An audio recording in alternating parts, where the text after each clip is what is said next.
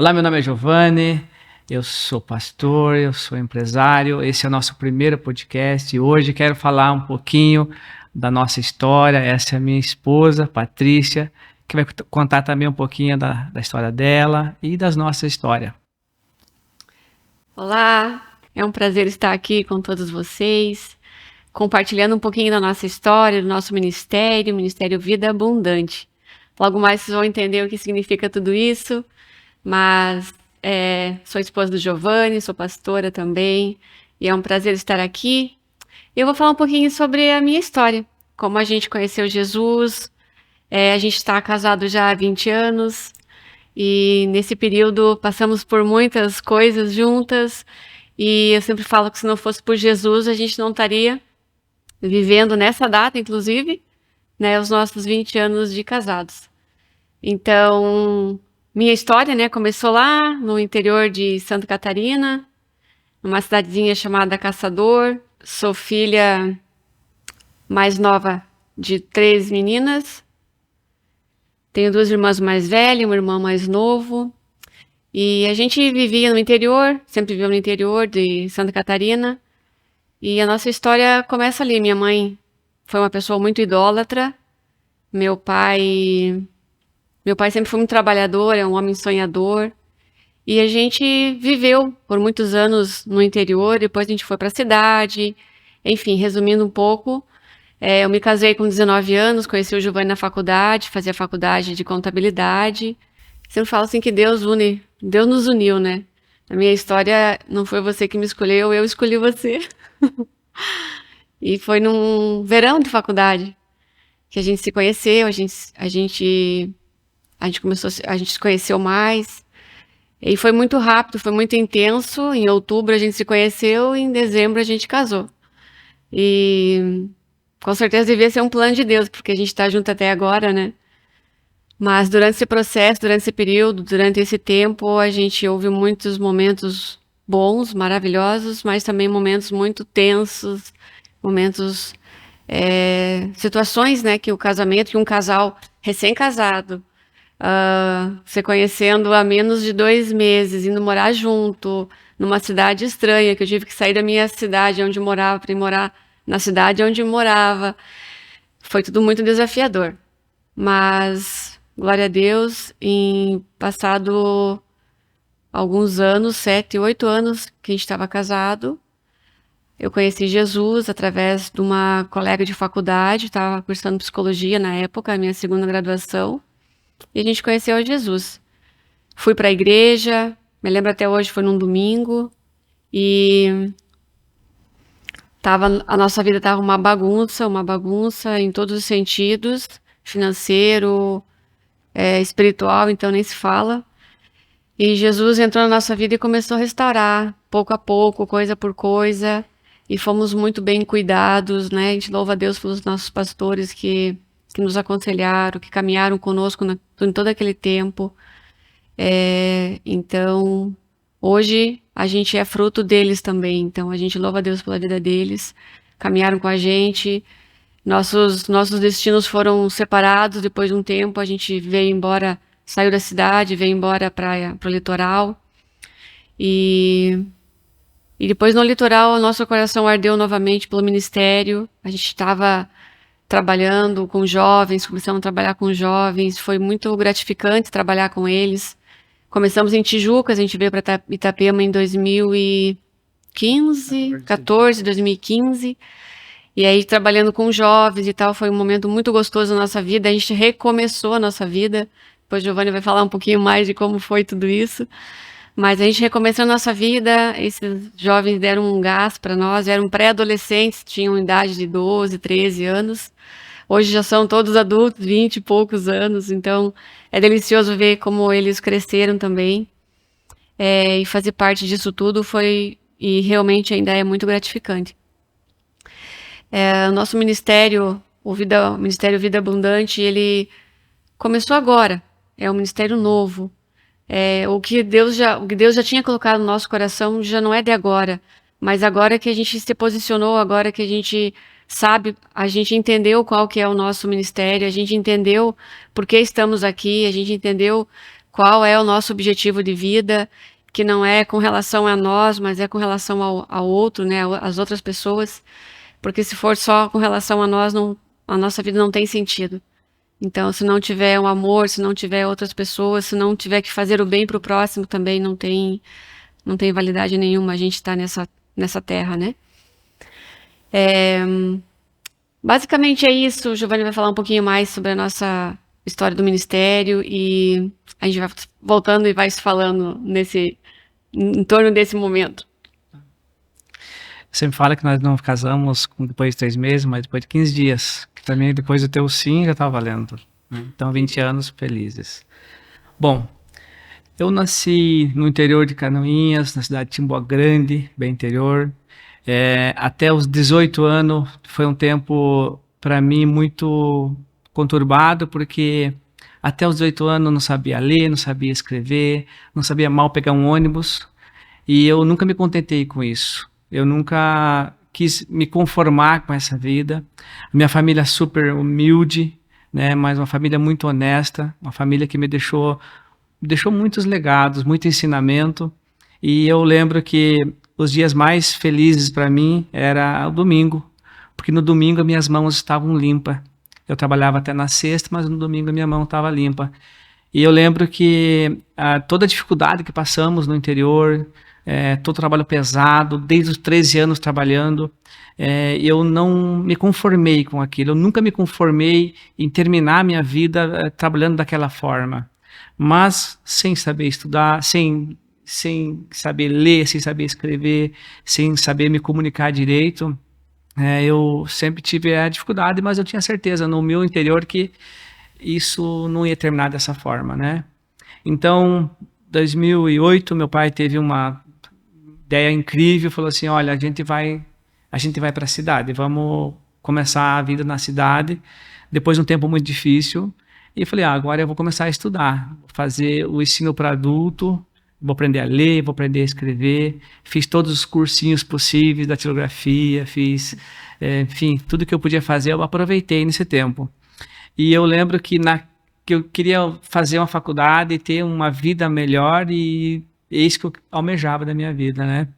Enquanto meus amigos faziam festa, farra, bagunça, eu estava lá estudando, fazendo a leitura, aprendendo a ler, aprendendo a escrever, dando o meu melhor, porque eu queria ter uma vida diferente. Eu olhava para minha família, toda a minha família, ninguém tinha uma condição, ninguém tinha uma vida assim saudável, uma vida tranquila, em paz, sempre buscando, sempre vivendo o mínimo, né? Sempre vivendo o mínimo. Isso para mim não faz sentido, né? Então, até o nosso versículo base é vida abundante. João 10:10 fala que Jesus veio porque temos vida e vida abundante. Então, é essa vida abundante que eu busquei, né? Então, fiz faculdade, fiz contabilidade, me formei. Depois eu fiz mestrado, já conheci muitos países, né? Estou feliz com isso. Isso para mim era impossível. Para quem trabalhava os 13 anos no mato, na fazenda, tá vivendo um tempo tão precioso, porque no meu coração sempre existiu e o Senhor sempre me apoiou e me deu força e me levou para lugares bem bacanas, tá? Mas a vida nem sempre foi fácil para nós, nunca foi fácil. E o nosso casamento foi a prova de que Deus é misericordioso conosco, né? Estamos casados há 20 anos, não deu tempo de se conhecer, a gente já casou, já esteve morando junto e conseguimos, né? E depois de tantos erros, tanta dificuldade no relacionamento, né? Nossas empresas, tanta falência, né? Tanta dívida, tanto problema, a gente conseguiu, então, em 2009, 10, conhecer Cristo. E a partir dali começou uma história nova nas nossas vidas, né? Parece um conto de fada assim, mas quando eu vou para Cristo, muitas pessoas pensam, e eu pensava, eu estou em Cristo agora, já é vida nova. Não é vida nova. Eu vou para a igreja, já mudou a minha vida. Não mudou a tua vida, você precisa se consertar. Jesus, ele te espera e você tem a oportunidade de viver o novo, mas você precisa se entregar a verdadeira para ele. E eu fiquei por muitos anos na igreja, sei lá, 9, 10 anos, e a minha vida não mudava, porque eu não mudava. Isso é superficial, né? Superficial, totalmente. Então eu fui para Cristo, entreguei minha vida para Cristo, mas não consertei minha história. Eu preciso resolver minha história, né? Então tudo que eu planto tem que colher, certo? E eu plantei muita coisa errada. E eu precisava colher isso, né? Eu sempre falo assim, que Jesus falou assim para mim, falou assim, olha, você plantou muita coisa errada, mas agora você vai colher. Você vai colher tudo isso, mas eu vou estar com você. Então vai ser mais leve, mas você vai ter que colher. Você vai ter que colher isso aí, né? Então, para mim isso faz muito sentido, né? Então eu vejo que toda a minha família é uma bênção para a minha vida. E eu desejo do fundo do meu coração que todos encontrem Cristo. Tenham um encontro verdadeiro, genuíno com Ele. Que mude de vida, mude de história, escreva uma nova história. No Salmo 39, 109, Deus fala que Ele conhece a nossa vida. E eu creio num Deus que conhece todos os dias da nossa vida. E eu fui um homem que caminhou sempre errado, sempre na escuridão, até que se vê Jesus, né? Então eu trabalhei com muita gente no interior, nas fazendas. Eu montei as minhas imobiliárias já em 2009, 2010. E um dos meus desejos maiores era poder honrar minha família, né? Honrar minha família. E eu fazia isso de forma muito errada, porque de certa forma eu estava querendo ser Deus para minha família. E isso me trouxe muitos problemas, trouxe problemas para mim, para minha esposa. Eu tive essa falência gigantesca, né, de muitos anos por causa disso. Então eu queria ser Deus na vida da minha família. E eu muitas vezes, por querer suprir as necessidades da minha família, tomar a posição do meu pai, tomar a posição do meu pai na família, no seio da família, eu deixava minha esposa desassistida. Então eu lembro que uma vez eu estava vindo do interior do Paraná, e a minha mãe falou assim, filho, eu estou passando necessidade. E eu falei, puxa vida, eu vou viajar mais. Vou viajar mais aí 800 quilômetros e vou levar o que eles precisam. E foi o que eu fiz, entende? Então, passei uma noite viajando, levei o que eles precisavam, mas na verdade eles não precisavam daquilo, eles só queriam que eu estivesse perto para ser o provedor deles, né? Mas eu não precisava ser provedor deles, eu nunca precisei ser provedor deles, o Senhor é provedor deles. Eu precisava ser o provedor da minha esposa. E eu me lembro que quantas vezes a gente saía assim, do nada, estava em casa no domingo de manhã, aí você acordava, né, nós não conhecendo Jesus, e aí você passava e limpava tudo que tinha nos armários, tirava fubá, tirava as coisas do dia a dia, arroz, farinha, colocava tudo dentro de uma caixa e a gente ia lá para suprir aquela necessidade. E aí no meu íntimo eu pensava, mas por que será que ele faz isso, né? Qual é o que está acontecendo, né? O que tem, que história que tem lá atrás que está trazendo esse desejo incontrolável de suprir, sabendo que, né, glória a Deus, não era uma família que estava doente ou que tinha, né, uma doença física, né? Todos trabalhavam, todas pessoas honestas, idôneas. Então, mas era uma coisa que surgia de dentro dele, né? Dentro de você, né? Esse desejo, né? Isso foi em consequência de que quando eu tinha 6 anos, eu lembro muito bem, eu lembro que eu fui morar com uma família muito rica. E eu lembro eu saindo de casa com uma mochilinha e a minha mãe falando, olha, agora você vai morar com essa tua tia, né? E para mim aquilo foi com certeza os dias mais difíceis da minha vida, porque eu estava deixando a família que eu amava. E para mim não importava se eles estavam sem ter o que comer, se eles não tinham o que vestir, se eles não tinham condições de suprir a minha necessidade física, mas eu queria estar no seio da família, com a minha mãe, com meus irmãos, independente da dificuldade. E eu lembro que eu fui para essa família e eu ganhei um quarto, eu ganhei um cavalo, inclusive, eu lembro muito bem. Mas eu falei assim, tá, mas e quando que eu volto para minha casa? Quando que eu volto para minha mãe? E eu lembro que falou assim, não, agora você vai morar com a gente, agora você é nossa, você vai visitar de vez em quando a sua mãe. E isso para mim machucou muito, muito, muito, muito. E para mim foi terrível. Eu lembro que eu fiz uma greve de fome, falei, eu não vou comer mais então.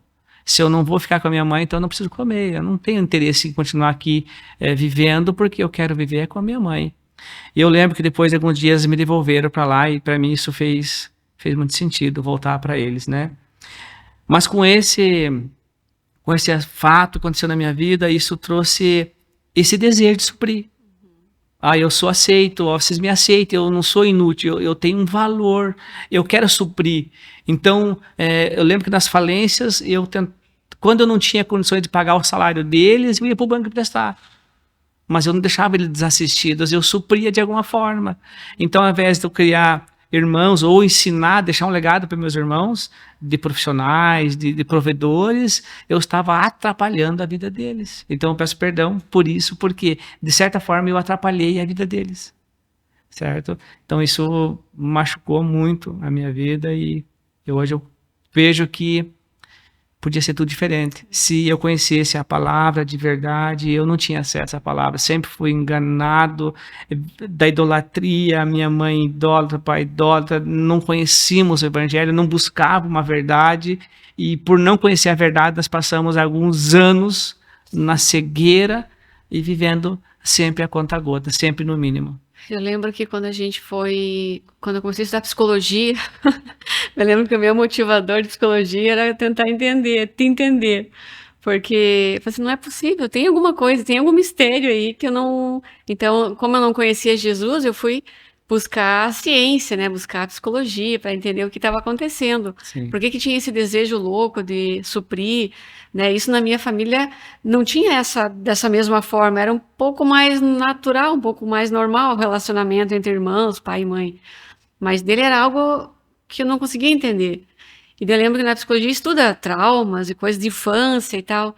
E aí acho que foi numa conversa que a gente teve que a gente lembrou de algumas coisas que aconteceram. E aí como é importante trazer isso, as coisas da alma, né? Porque hoje a gente sabe que somos corpo, alma e espírito. E as coisas da nossa alma, que é desde quando a gente sai do ventre da mãe, que a caixa preta começa a encher de informação, se a gente não trata da maneira correta essas informações, acaba que vai acumulando e uma hora isso vai explodir em algum lugar. Quando não é de alguma forma verbal, vai explodir em alguma doença física, vai em algum lugar essa carência vai vir à tona. Então, como é importante se conhecer. E quando você conhece Jesus, quando ele te traz a clareza de todas as coisas, que ele veio para nos curar, para nos salvar, para nos redimir, para nos fazer entender que somos sim falhos, somos pecadores, olhar na palavra quantas histórias de pessoas assim falhas como nós, que erraram, que se redimiram. José, eu lembro quando a gente começou a estudar José, me lembrava muito da nossa história, da sua história, né? Sabe, ele foi massacrado, ele foi tido como, que você é egoísta, que você só pensa em você não pensa na sua família. E foi José que conseguiu tirar toda a família dele, e não só a família dele, uma nação inteira que morria de fome. E eu creio que a minha família será salva, sim. Amém. Eu creio que todos serão resgatados, todos serão se converter a Cristo e ter uma nova história nessa terra. Uma das situações bacana assim que eu levo para minha vida, que um dia eu recebi a visita de um pastor amigo nosso, pastorzão, e ele me levou uma Bíblia. Ele só mencionou Salmo 37:5. Ele falava assim: entrega teu caminho ao Senhor, confia nele e o mais ele fará. Nesse tempo eu estava muito angustiado,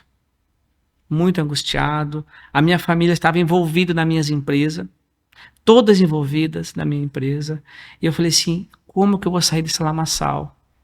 E aí um dia, estava passando perto da prefeitura lá de Caçador, e eu falei assim, Deus, eu queria voltar a estaca zero, eu queria que o Senhor deletasse tudo isso para mim voltar. E Deus começou a fazer o tratamento, então eu comecei a perder, voltando, e eu falei assim, Senhor, é da sua vontade? Amém, então que seja, e seja da sua forma. E eu tive a primeira falência. nas imobiliárias. E aí eu falei assim, puxa, mas aquela veia empreendedora e tal, e a minha família ali perto, bom, eu não vou deixar eles assistindo. Eu, mais uma vez, vou ser o provedor da minha família.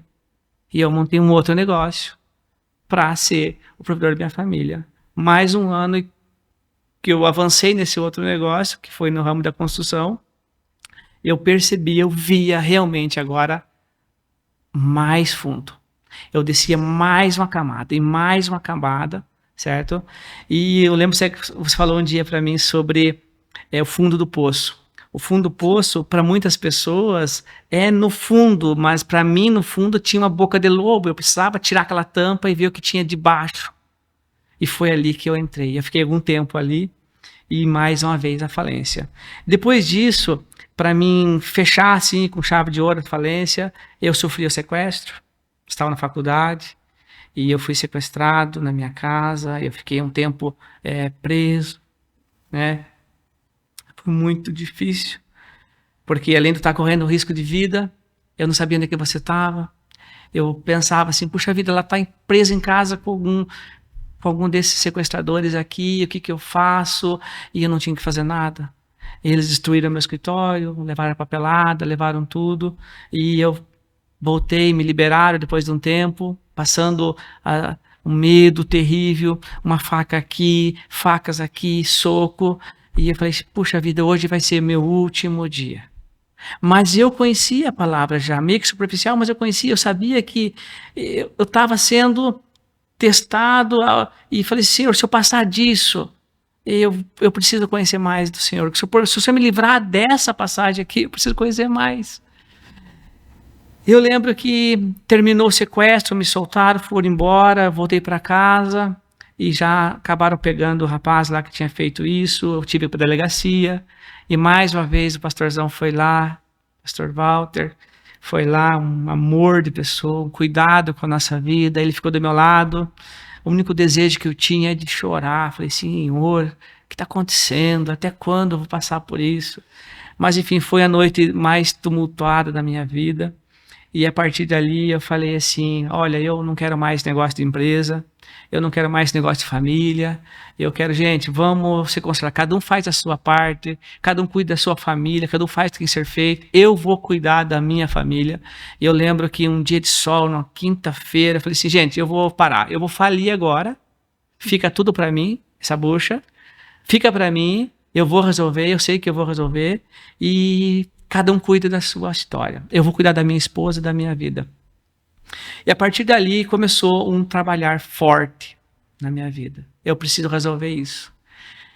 E o tempo mais terrível, né, foi o tempo que eu fiquei depressão. 3 meses deitado. Como Deus é bom, né? 3 meses deitado e você nunca soube. Você trabalhava cedo, voltava para casa ao meio-dia, e do meio-dia você voltava 1h30 até as 6 e você não via. O único tempo que eu estava de pé era essa 1h30 de meio-dia. Demais eu não conseguia levantar, não conseguia movimentar nenhum músculo. Eu, por outro lado, saía trabalhar, mas eu acreditava que você estava... Tipo, eu sabia que era um tempo também que você precisava estar em casa, porque qualquer lugar que você saísse estava ameaçado de morte. Estava ameaçado de morte, as pessoas indo lá e sacando as coisas de casa. Então, eu também sabia assim, que eu tinha que fazer a minha parte, que não basta você ser esposa, você tem que estar junto, no mesmo foco, no mesmo rumo. E é fácil ter um esposo quando está bem, quando você viaja, quando você, né, tem uma vida confortável, mas você tem que ser esposa quando tem a falência, quando tem doença, quando, né, os ladrões batem a porta, quando os saqueadores vêm tirar, e você tem que se manter firme. Então, saía trabalhar, saía de manhã, voltava de meio-dia, trazia uma marmita, a empresa começou a dar marmita. Essa parte é interessante. E a gente trazia marmita, de meio-dia a gente comia uma parte dela e a outra parte a gente jantava. E era o que tinha, era isso. Para quem tinha tantas condições, tantas empresas, e nós não tínhamos o que comer. Isso foi 2012. 2012 nós não tínhamos o que comer. E não tinha crédito, não tinha dinheiro, não tinha mais nada, tínhamos perdido tudo. E a empresa começou a fornecer marmita. Sim. E você trazia a marmita, nós comíamos a metade meio-dia e a metade à tarde. 3 meses foi nessa situação e Deus provendo. E 3 meses que eu fiquei sem condições, sem força de poder fazer nada. Absolutamente nada. Mas você sempre foi uma mulher muito sábia, você nunca me abandonou. Você disse o sim valeu. E está valendo e vai valer até o final, porque Deus realmente nos uniu. Você como mulher sempre foi uma mulher muito sábia, muito inteligente, muito culta. E você dizia assim, não, mas você vai sair dessa situação. Você vai sair, nós vamos honrar cada compromisso. E você nunca desanimou. E eu falava assim, mas como? Eu posso ser um excelente vendedor, eu posso ser um estrategista bacana, eu posso ser, mas eu não tenho força. E eu fiquei 3 meses, nesses 3 meses eu tive a crise de ansiedade. Uma crise de ansiedade. A crise de ansiedade é difícil, meu Deus. Eu lembro que eu tive uma crise na sala, fiquei alguns segundos sem respirar, e eu falei assim, agora é o último instante da minha vida. Eu voltei e falei assim, amor, eu não quero mais. E nesse período, eu lembro que eu fui num estudo de homens, numa célula de homens, tinha das mulheres e dos homens, e eu lembro que eu vi um testemunho. E a partir desse testemunho, eu falei assim, eu posso ter problema financeiro, mas eu tenho uma esposa, e eu tenho um Deus. Se esse cara saiu desse testemunho, eu vou sair desse lamaçal. Porque eu tô saudável, né? Eu tava pesado, já não tinha nem pescoço. E o testemunho dele era que ele ficou aberto, né? O testemunho dele foi impressionante, impressionante, impressionante. Ele ficou muitos dias aberto, teve uma infecção. E ele estando internado, sem condições, a esposa filmando ele, dizendo, não, você vai sair dessa, você vai testemunhar, a mulher de fé que me enche assim, o coração de alegria falar deles, casal que eu quero honrar muito, foram responsáveis por eu sair da depressão. E a partir desse dia que eu vi tudo isso, e além do mais, eles doente, sem condições, a esposa cuidando do que podia fazer da vida dele, e os 2 filhos na droga, perdido na droga. E eu falei assim, não, eu tenho saúde e eu vou começar a correr. Eu lembro que eu comecei a cuidar do meu corpo. Tem um pastor que fala que Deus deu um cavalo e a mensagem.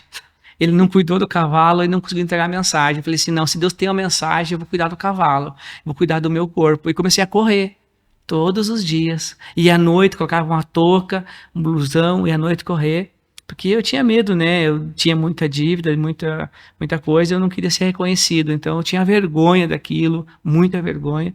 Eu comecei a correr. E a partir dali eu comecei a falar, não, eu vou dar um jeito. Eu vou dar um jeito. Depois disso, eu lembro que ele começou a se afirmar mais na palavra, buscar, mas aquela coisa superficial. Por quê? Eu tenho hoje comigo o seguinte, eu vou para a igreja, Satanás fica bravo com você porque foi para a igreja. Sim. Mas Jesus fica bravo porque você foi para a igreja e não se converteu. Esse era eu. Eu fui para a igreja, mas não me converti. E eu achava, por eu estar na igreja, tudo ia ser resolvido. Meu querido, você tem que resolver as tuas coisas. Eu tinha que resolver. O problema foi eu. Eu plantei moranga, eu vou ter que colher essa moranga. Eu tenho que colher isso. E eu achava, não, estou na igreja, estou aqui ajudando o pastor e tal, mas eu não me consertei. E isso ficou muitos anos, eu não me consertava, eu não conseguia olhar para mim e reconhecer o orgulho, o tamanho do Rio Grande, orgulho, muito orgulhoso, e eu falava assim, cara, eu precisava, porque estou na igreja, eu estou bem, tá bem nada, você precisa se consertar, você precisa se consertar. E disso Deus sempre cuidando da nossa vida. Começamos a nos livrar de toda idolatria. Nós visitamos espiritismo, benzedeira, tudo que é maldição, toda a porta aberta por estar num desespero, você visitava. E nós visitamos isso. Isso para a nossa vida foi um atraso. Um atraso. Só quem vai te tirar do lamaçal é Cristo. Só Cristo te tira do lamaçal. Não é o espiritismo, não é a imagem, não é a idolatria. Isso te leva mais pro buraco. Porque dá aquele alívio de 15 minutos você voltava. Amor, vamos lá na benzedeira novamente. Já na benzedeira tinha uns trocentos santos, lembra? Uhum. Muito Pagava, santo, né, pagava. Eu sempre falo assim que, eu até vi esse dia, não me lembro qual que é a pessoa que falou na internet, que se você serve a Deus por dinheiro, você serve a Satanás por aumento. E eu lembro que nós íamos nesse lugar, nós não tínhamos condições nem de que comprar o que comer, tinha que pagar para receber uma reza, uma coisa, né? Sim. Então, para nós marcou muito. E Deus foi misericordioso conosco e mandou nós caminhar em areias finas. Aí fez muito sentido para nossa vida, né? Eu lembro que em 2013 eu desci para a praia, para Itapuá. Deus falou assim, não é Itapuá, não, continua. Era uma praia que a gente conhecia, assim, A única praia que nós conhecíamos, não conhecia mais nada, né? Fui a Itapuá, aí vim em Joinville, vim em Barra Velha, Balneário. Quando cheguei em Itapema, Deus falou assim, é aqui. É aqui que você vai morar, é aqui que eu vou restaurar a sua vida, é aqui que eu vou te usar, é aqui que eu vou dar um outro rumo para a sua história. De certa forma, Deus pegou assim, tirou eu do seio da família, tirou do lamaçal e falou assim, agora eu vou cuidar de você. Eu lembro que fiquei um ano aqui, você estava lá em Caçador, e eu estava já mais caminhando no evangelho, naquela dor, naquele sofrimento. Mas você ainda estava com a família, né? Mas eu ainda estava com a família. É. A família veio também. E aí eu falei assim, meu Deus, eu preciso sair desse lugar aqui.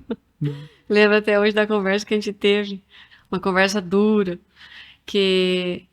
qual que era o meu receio? Sim, eu quero viver com meu esposo, nós éramos casados, apesar de ele vir e voltava para, né, arrumar dinheiro para pagar as contas, eu lá trabalhando e tal, mas no meu coração não, eu quero estar com meu esposo. E havia uma pressão do outro lado, minha família, a própria igreja, assim, não, mas tem certeza que você quer ir com esse homem que você diz que ama e tal, mas olha só quem ele é. Mas assim, não, mas eu acreditava, você vai melhorar, você vai ser um homem segundo o coração de Deus. Eu tinha isso nítido no meu coração. E aí muitas pessoas com receio, com medo, porque como você mesmo falou, você estava superficial. Então eles temiam assim, vocês vão para lá e bem no fim vocês vão cair, vai ser pior. Fiquem aqui. Mas ao mesmo tempo lá não era. Lá já estava a zona de expulsão, nós precisávamos sair de lá para nós recomeçar. Sim. E foi bênção ter vindo para cá, você ter vindo para cá, você ter me falado, ou você vem ou você fica de uma vez. E depois dessa conversa, eu lembro que você falou assim, olha, se você achar um apartamento para nós morar aqui, eu venho. Uhum. Eu falei assim, mas como que eu vou achar um apartamento se nós estamos com muitos processos, muitos problemas? Quem que vai pegar a minha ficha e vai me liberar um apartamento? Impossível acontecer isso. E eu lembro que eu fui para a rede social e pesquisar um apartamento. No máximo, 500, 600 reais é o que eu podia pagar na época, e ainda passando muita necessidade. E antes desse um pouquinho, eu morei um tempo sozinho aqui, e as pessoas tinha um quarto em cima, e eu ficava na parte de baixo, eles faziam necessidades em cima, passavam do lado do meu travesseiro. Pensa o sofrimento. E eu passei algumas noites caminhando na praia, indo de um lado no outro, refletindo sobre a vida. À noite, a madrugada toda, passando, refletindo, Senhor, eu preciso mudar de vida, eu tenho que resolver minha história, eu tenho que acertar isso. E isso para mim começou a fazer sentido. E nessa conversa que tivemos, que eu tinha que achar um apartamento, eu lembro que eu achei um apartamento em Tijucas. Um apartamentinho pequenininho, deveria ter uns 35 metros quadrados. E eu liguei para a pessoa, falei, olha, eu preciso de um apartamento. Vou ser franco com você, não puxa meu nome, que tá uma ficha gigantesca, você não vai alugar para mim. Não tem a mínima condições de aprovar um cadastro, mas eu te prometo, eu não atraso um dia o aluguel. Paga o primeiro antecipado e todo dia combinado eu pago o aluguel para você. Ele falou assim, faz o seguinte, tal bloco, tal pavimento, tem uma chave debaixo do tapete. Pega a chave e pode morar lá. Faz o depósito e tá tudo certo. Eu fiz o depósito, fui lá, peguei a chave e eu falei assim, amor, pode vir. Até você vir, eu fiquei um mês mais ou menos, eu tinha uma cama, um fogão e um ventilador. Não tinha lençol, não tinha travesseiro, não tinha nada. Então eu dormia dessa forma ali, tomava banho e tal, é o que eu tinha. E eu me atacava os rins. Sim. Eu ia para o hospital, me internava, voltava, ia para o hospital, me internava, voltava. Essa era a minha vida. Até que você veio, trouxe o que nós tínhamos de coisa ainda lá. E ficamos 6 meses daí nesse apartamentinho. Foi benção. Deus cuidava de nós, nunca faltou nada, nunca faltou nem comida. Estávamos vivendo, assim, sendo Cuidado por Deus. Que nem Elias, né, na caverna. Que nem Elias na caverna, sendo cuidado por Deus. E aí surgiu a ideia, e nós já tínhamos um pouquinho de condição de vir para Itapema, surgiu um apartamentinho na Itapema, já era mais perto do trabalho e tal. Eu liguei para ele, olha, eu tô aqui, eu quero sair do apartamento. Ele falou assim, então faz favor para mim, deixa a chave debaixo do tapete e pode ir embora. Nunca vi a pessoa. Nunca vi a pessoa. Foi o maior exemplo de cuidado de Deus para nossas vidas, foi ali. Foi maravilhoso. Enviado por Deus.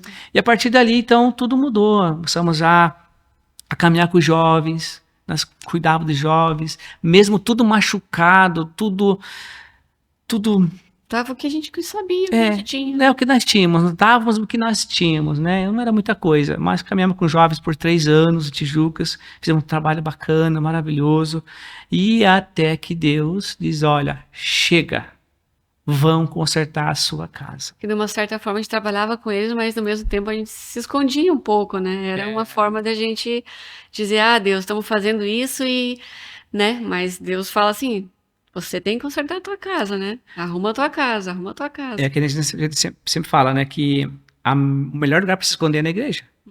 Eu tô na igreja, acho que tá bem nada. Você não tá bem. Não é porque está na presença de Cristo, se você não entregar a vida para Ele, não confiar e não se arrepender, nada muda. E eu me sentia isso. Eu estava na igreja, mas eu não mudava. Eu não tinha a entrega, a intimidade, eu não conseguia estar íntimo com o Senhor e ser guiado por Ele, né? E aí Deus falou para nós assim, chega, para com isso aí e vai consertar a sua casa. Eu precisava arrumar a minha casa. E comecei a viajar, trabalhar, viajar, Paranazão, viajei muito, muito. Teve ano de eu fazer 110, 120 viagens de 1.600 quilômetros por ano. Então eu viajei muito, sempre buscando acertar o passado. E uma coisa que eu falo assim, amor, foi que toda vez que eu dizia, Deus, eu quero acertar tal processo, ele dizia assim, é por aqui. Quero acertar tal dívida, é por aqui. Quero fazer tal acordo, é por aqui. Deus sempre supriu. Mandava a quantidade. Exato. Eu tinha lá R$1.000 na conta, havia um acordo de R$1.000. Eu pagava o acordo. Eu tenho R$800 na conta, havia um acordo de R$800 na conta. Eu pagava. Eu tenho 2.000, tenho 5.000, havia um acordo exatamente. Deus nunca deixou sobrar. Ele sempre, a dose homeopática, sempre no limite, vivendo no limite ali. Então foi um tempo muito bacana. E conseguimos, né, graças a Deus, suprir e dar a volta por cima. E pagar todas as contas. Pagar as contas, honrar cada compromisso e mudar de vida de verdade, porque Ele... E só muda de vida quando Ele entra, quando Ele faz parte da nossa história, da nossa vida, né? Mesmo superficial, ele te ajuda porque você quer, na verdade, só que você não está disposto a deixar. Então é como se você quisesse que entrasse água ou coisa nova, mas você não quer tirar as coisas velhas. E daí entra, mas entra tudo assim meio aos poucos, não entra a quantidade que ele tem para te dar. Não é abundância, né? Entra só o necessário. Para mim é muito claro, o Espírito Santo não habita em lugar sujo, impuro. Eu preciso limpar minha casa para que ele habite. Se eu limpo, eu estou disposto a limpar minha casa, falo, então tá bom, agora eu vou contigo. E eu preciso tomar uma decisão, se posicionar diante do Senhor, dizer, a partir de hoje, é uma nova história. Eu vou escrever uma nova história e o Senhor está comigo. Eu preciso colocar Ele, como Moisés falou, né, que o Senhor, que a sua mão não saia sobre a minha vida, que o Senhor esteja sobre a minha vida.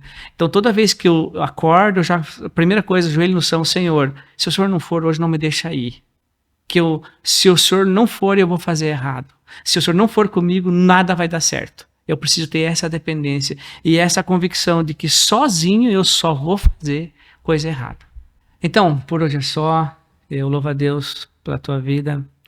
Louvo a Deus por tudo que Ele tem feito por nós. Tudo é para a honra dEle, tudo é para a glória dEle. Eu creio que num próximo capítulo nós vamos estar falando sobre aprofundar algumas partes, né, do nosso testemunho, do nosso relacionamento, nossa parte com Deus, como tivemos essa experiência.